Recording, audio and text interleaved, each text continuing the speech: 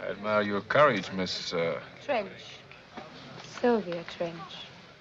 I admire your luck, Mr. Bond. James Bond. For many, Sean Connery is James Bond. But he's not the reason that line's memorable. You'd recognise that line if it came out of the mouths of Roger Moore, or Pierce Brosnan, or Timothy Dalton, or George Lazenby. The point is, it's not the man that makes the line, nor the setup. This is a rather banal tit-for-tat flirtation. Trench and Bond imitate the other's sentences until inevitably they go back to Bond's flat and play golf. It wasn't meant to be a great line. Nonetheless, the American Film Institute rates it as the 22nd greatest line in all cinema. But this is, if you think about it, peculiar. What makes this line so memorable? Or any other line for that matter? Is there a formula behind shaken, not stirred? Do you feel lucky? Punk. Of all the gin joints in all the towns. In all the towns in all the world. It's a bird! It's a plane! I could have been a contender. I could have been somebody. Fear leads to anger. Anger leads to hate. Hate leads to... Greed is good. Keep your friends close. Shall we shag now or shall we shag later? Fuck a duck! Amazing. No. Elementary, my dear Watson. Purely elementary. Hello, my name's Mark Forsyth. I'm the author of such books as The Elements of Eloquence, The Etymologicon, and I'm here to tell you that there isn't one formula for making a memorable movie line. That would be reductive. There are at least 39 of them.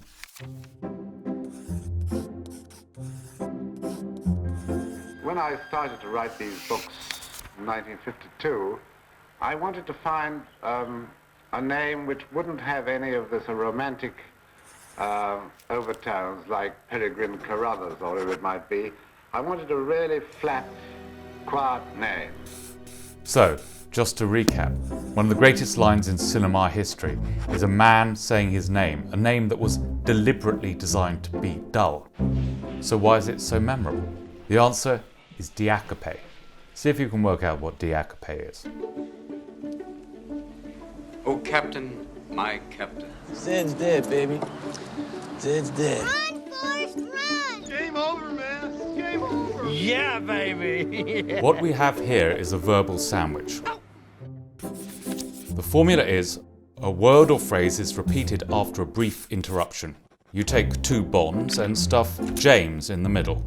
Bingo! You have a great line. Or, if you like, you can take two Burns and stuff a baby in the middle, and you've got a disco hit.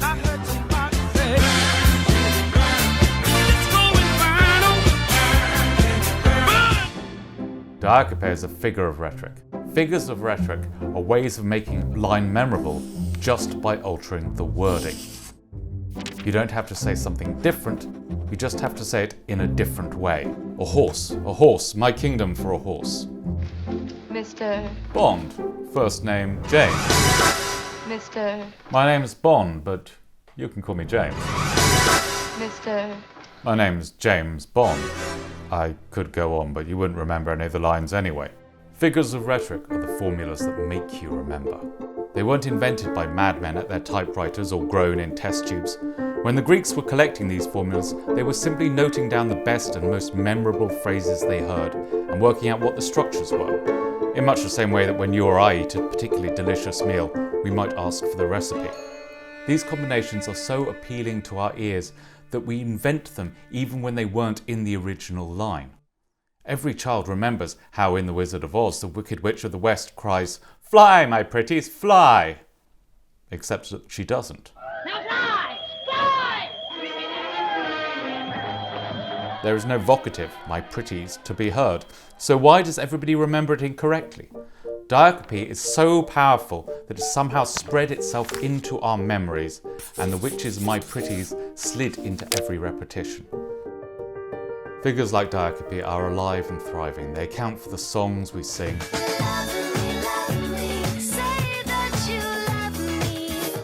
the speeches that have changed history, Free at last! Free at last! Thank God Almighty! We are free at last! and of course, the movie lines that we remember. In an age unhealthily obsessed with substance, I propose to take you on a journey through pure style.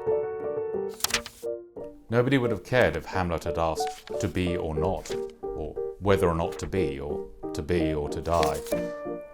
No, the most famous line in English literature is memorable not for its content, but for its wording. To be or not to be. That is the rhetorical question, which will be the subject of our next video.